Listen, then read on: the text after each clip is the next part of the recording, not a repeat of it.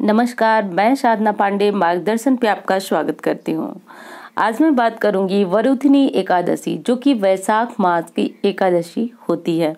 यानी कि वैशाख मास के कृष्ण पक्ष की एकादशी को वरुथिनी एकादशी के नाम से जाना जाता है। दोस्तों, आप सभी को पता है कि महीनों में जिस प्रकार कार्तिक महीना भगवान विष्णु को विशेष प्रिय माना जाता है, उसी प्रकार वैशाख महीना भी भगवान विष्णु का बहुत ही प्रिय मास कहा जाता है। इस महीने में पड़ने वाली एकादशी का व्रत रखना विशेष उत्तम होता है और उत्तम फलों की प्राप्ति एकादशी तिथि का व्रत रखने से होती है। शास्त्र की मानो तो हजारों गौ दान का फल, स्वर्ण दान, भूमि दान इत्यादि का फल मात्र एकादशी का व्रत रखने से मिलता है, और वो भी एकादशी कार्तिक महीने वैशाख महीने की एकादशी विशेष एकादशी मानी जाती है। तो ये एकादशी किस तिथि में एकादशी का व्रत रखना उत्तम माना जाएगा, ये सारी जानकारी आप इस वीडियो में प्राप्त करेंगे। एकादशी की पूजा विधि क्या है, एकादशी का पारण मुहूर्त क्या है, कौन सी चीजें आज के दिन त्याज्य है, उनका ग्रहण नहीं करना चाहिए, ये सारी जानकारी आपको इस वीडियो में मिलेंगी। दोस्तों, ये तो आपको जरूर पता होगा कि सभी व्रतों में उत्तम एकादशी का व्रत कहा जाता है।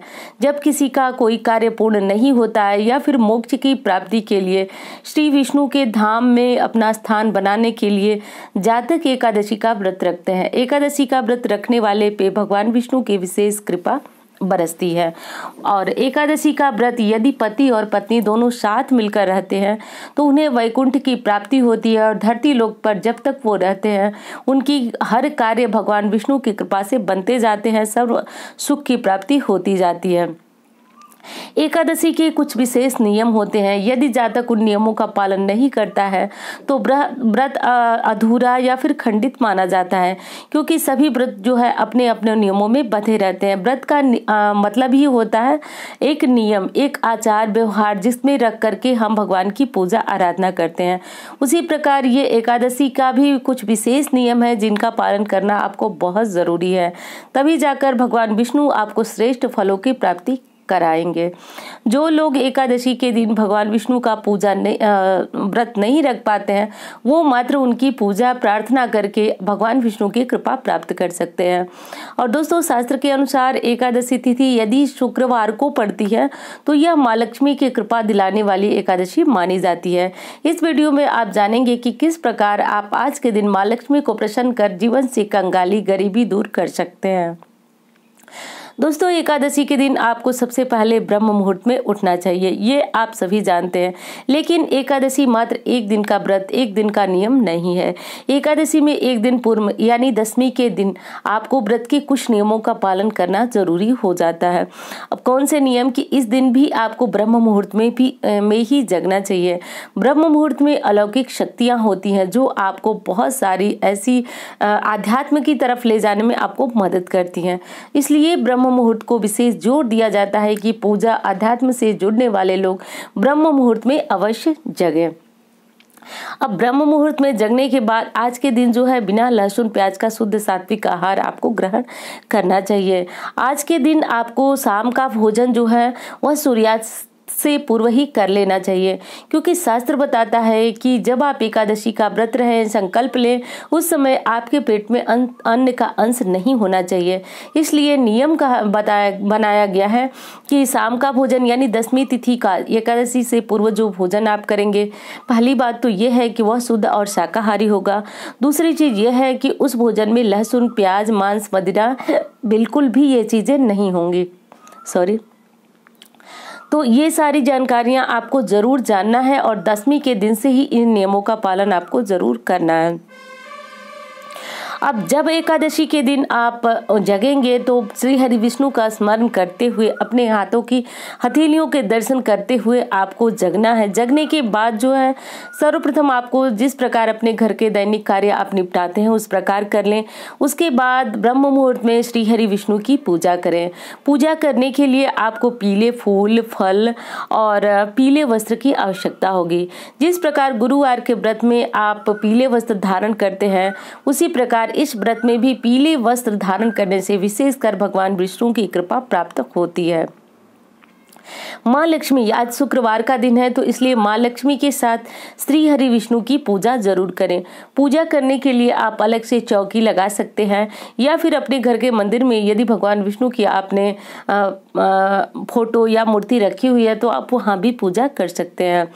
अलग से कलश भी रखा जाता है, ये जानकारियाँ आपको पता होगी और मैं अक्सर बताती भी रहती हूँ, तो लेकिन फिर बता रही हूँ आपको कि कलश रखना आवश्यक होता है कोई भी पूजा पाठ करें। यदि भगवान की प्रतिमा है आपके पास तो उनको पंचामृत से जरूर स्नान कराएं। और दूसरी चीज है कि जब आप भगवान को भोग अर्पित करें तो उसमें केला जरूर रखें, क्योंकि केला श्री हरि विष्णु का विशेष प्रिय जो भोजन माना जाता है और उन्हें ये अर्पित करने से उनकी विशेष कृपा जातक पे बरसती है। जो भी भोग अर्पित करें उसमें तुलसी के पत्ते जरूर डालें, लेकिन आज के दिन तुलसी को तोड़ना मना होता है, तुलसी में जल डालना भी मना होता है।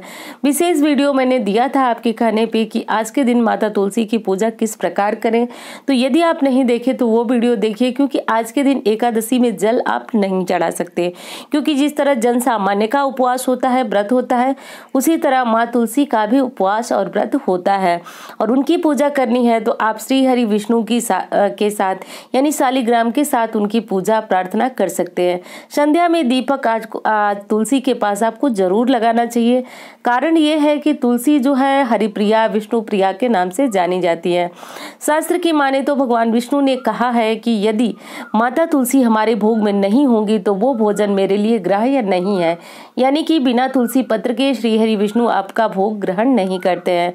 तो एक दिन पूर्व ही आप तुलसी की पत्तियां तोड़कर रख लें, क्योंकि तुलसी की ऐसी विशेषता है कि ये 11 दिनों तक वासी नहीं होती है और आप इनका भोग प्रसाद में इस्तेमाल कर सकते हैं।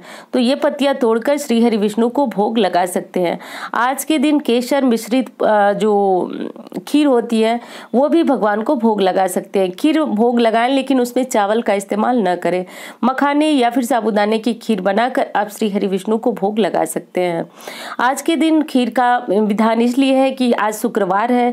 यदि खीर का भोग लगाते हैं तो माँ लक्ष्मी की कृपा भी बरसती रहती है, क्योंकि माँ लक्ष्मी की विशेष कृपा सफेद वस्तुओं में होती है। तो इसलिए भगवान विष्णु और माँ लक्ष्मी को खीर का भोग लगाने से उनकी कृपा बरसती है। यदि धन की कामना है तो धन का भंडार माँ लक्ष्मी की कृपा से आपके यहाँ खुल जाता है। तो पूजा इस प्रकार आपको करनी है। पूजा पाठ में ज्यादातर आपको पीले फूल, फल, वस्त्र का जरूर ध्यान रखना है। पीली वस्तुएं आपको जरूर चढ़ानी है। पीले वस्त्र यदि भगवान को अर्पित करते हैं तो बहुत अधिक श्रेष्ठ फल की प्राप्ति होती है, क्योंकि भगवान को पीताम्बरधारी भी कहा गया है। दूसरी चीज है दोस्तों कि आपको जब ये पूजा संपन्न कर लेनी है, उसके बाद यानी कि सुबह की पूजा तो आपने संपन्न कर लिया, सारे दिन मन में ओम नमो भगवते वासुदेवाय इस मंत्र का जाप करते रहना है। श्री हरि विष्णु के नाम का स्मरण करते रहना है। और देखिए बहुत सारे लोग जो है निर्जला एकादशी का व्रत रखते हैं, बहुत लोग जल और फल ग्रहण करके रखते हैं। तो ये हमारी शारीरिक क्षमता पे निर्भर करता है कि हम किस प्रकार से भगवान का व्रत रखना चाहते हैं, या फिर हमारी शारीरिक क्षमता जो हो उस प्रकार हमें व्रत रखना चाहिए। बस ये जरूरी है कि आप मानसिक तौर पे भगवान विष्णु का नाम लेते रहें, उनकी पूजा करें। अब बात आती है संध्या पूजा की। संध्या पूजा के बिना आपका पूजा जो है वह पूर्ण नहीं होता है। संध्या पूजा कोई विशेष विधान नहीं है, ऐसा नहीं है कि आपको इसमें कोई बहुत बड़ा भगवान को जो है स्नान वगैरह कराना। हाँ, जहाँ आपने पूजा किया था वहाँ गाय के घी का दीपक जलाइए, भगवान विष्णु की आरती कीजिए। अब आप पूछते हैं कि आरती कौन सी करनी है, तो ओम जय जगदीश हरे ये आरती आप आज के दिन करें। भगवान विष्णु की विशेष कृपा बरसती है। भगवान विष्णु की आरती के बाद जैसा कि मैंने बताया कि आज की एकादशी शुक्रवारी एकादशी है, तो माँ लक्ष्मी की पूजा आराधना और उनकी आरती भी अवश्य करें। बहुत सारे लोग कहते हैं कि माँ लक्ष्मी की आरती नहीं करनी चाहिए। दोस्तों बिल्कुल करनी चाहिए, माँ लक्ष्मी की आरती करनी चाहिए। हाँ, जब हम भगवान को प्रस्थान कराते हैं तो उस समय माँ लक्ष्मी और गणेश को छोड़ करके संपूर्ण देवताओं को अपने लोक लौट जाने को कहा जाता है। तो आरती करिए, आरती में कोई दोष नहीं लगता है, बल्कि आरती अवश्य ही करनी चाहिए। दूसरी चीज बता दूं आपको, जो आरती आपको मना की जाती है वो दिवाली में मना की जाती है, साधारण पूजा में नहीं मना की जाती है। इस बात का हमें जरूर ध्यान रखना चाहिए। तो ये तो हो गई आपकी पूजा विधि। पूजा विधि के बाद जो है आपको भगवान विष्णु का स्मरण करते रहना चाहिए। शयन का भी एकादशी तिथि में विशेष महत्व माना गया है, यानी कि शयन जो है, वैसे तो भूमि शयन लिखा गया है शास्त्र में, यदि संभव हो तो आप भूमि पे शयन करें, संभव नहीं हो तो आप साफ सुथरे जो बिस्तर हो उस पे ही सोएं। तो सफाई का विशेष ध्यान रखना चाहिए। और देखिए, कहा गया है कि कायिक, मानसिक और वाचिक तीनों तरह से एकादशी तिथि में भगवान विष्णु का स्मरण करते रहना चाहिए। तो सोते समय भी आपके मन में भगवान विष्णु की जो छवि है वो होनी चाहिए, ताकि स्वप्न में भगवान विष्णु आपको दर्शन दे सकें। तो बस इस बात का आपको जरूर ध्यान रखना चाहिए। इस व्रत के अगले दिन यानी जब पारण हो, तो पारण में आपको विशेष ध्यान ये रखना है कि बैगन, मसूर की दाल इत्यादि इस व्रत में नहीं खाई जाती है। तो मसूर की दाल, बैगन, लहसुन, प्याज इत्यादि इस व्रत में नहीं खाया जाता है। इसलिए मैंने कहा आपको कि इस व्रत में 3 दिनों के व्रत का विधान है। आज के व्रत में चावल जरूर खाया जाता है, यानी कि द्वादशी तिथि में पारण के दिन आपको चावल अवश्य खाना चाहिए। चावल बिना खाए आपका व्रत पूर्ण नहीं होता है। एकादशी तिथि की यही विशेष मान्यता है। यदि व्रत रखते हैं तो भी, और व्रत रखते हैं तो वैसे ही आपका व्रत है, लेकिन व्रत नहीं रखने वाले भी आज के दिन चावल का त्याग जरूर करें। आज के दिन भगवान विष्णु की पूजा में तिल के अक्षत का ही प्रयोग करें, चावल के अक्षत का प्रयोग न करें, क्योंकि भगवान विष्णु को चावल नहीं चढ़ाया जाता है। खीर भी जो मैंने बताई वो आपको बताई कि आप साबूदाने मखाने की खीर भगवान विष्णु को केसर मिलाकर के चढ़ाएं, चावल का प्रयोग न करें। अगली चीज बता दूं कि जब आपका पारण हो तो पारण भी शुभ मुहूर्त में ही करना चाहिए। तो पारण के लिए जो शुभ मुहूर्त है वह ये है कि आप पारण जो है 5 बजे, यानी कि सुबह 5:30 बजे से 8:30 बजे तक जो है कि पारण कर सकते हैं। यही पारण का शुभ मुहूर्त है। एक चीज और बता दूं दोस्तों कि भगवान विष्णु की पूजा में आप जो भी प्रसाद भोग चढ़ाएं वो अन्य लोगों में वितरित जरूर करें, क्योंकि शास्त्र में बताया गया है कि प्रसाद हम जितना वितरण करते हैं उस व्रत या फिर उस प्रसाद चढ़ाने का फल आपको और अधिक प्राप्त होता है। तो संभव हो तो आप अन्य लोगों में, यानी कि घर के लोगों के अलावा भी ये प्रसाद जरूर बांटें, क्योंकि प्रसाद बांटने से भगवान विष्णु की कृपा आपको मिलती है। आज के दिन तुलसी में गाय की घी का दीपक जलाने से माँ लक्ष्मी की विशेष कृपा बरसती है। तो माँ लक्ष्मी की पूजा प्रार्थना जरूर करनी है आपको, लेकिन तुलसी की पूजा, तो तुलसी पूजा के कुछ विशेष विधान है जो कि मैंने दूसरी वीडियो में बताया।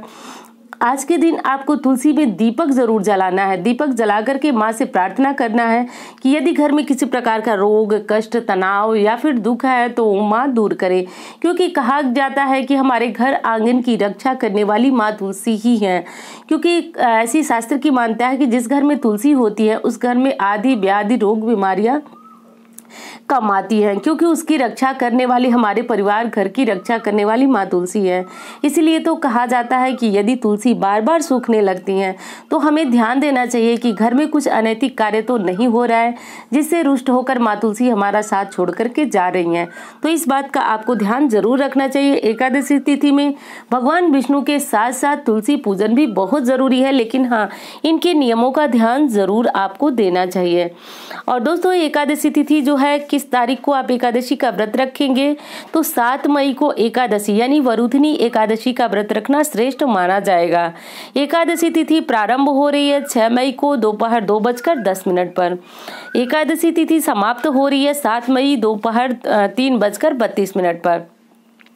तो ये था दोस्तों एकादशी के बारे में कुछ महत्वपूर्ण जानकारियां। पारण की जो समय था वो भी आप जाने। उम्मीद करती हूँ जानकारी आपको बहुत पसंद आएगी। मिलती हूँ इसी तरह की वीडियो के साथ। धन्यवाद।